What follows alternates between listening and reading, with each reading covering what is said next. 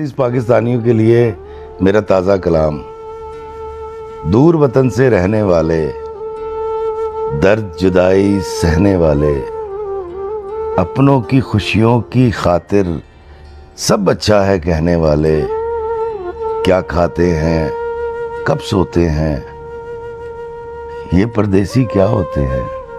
रोज़ घरों को जाने वाले, घर की रोटी खाने वाले, अम्मा अब्बा भाभी भाई की संगत को पाने वाले, तू क्या समझे तू क्या जाने, देश पर आए रहने वाले, दूरी सदमे सहने वाले, कब जागे हैं कब सोते हैं,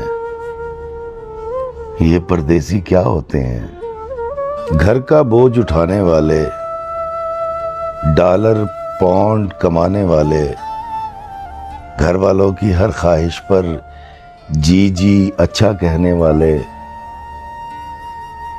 कब हंसते हैं कब रोते हैं,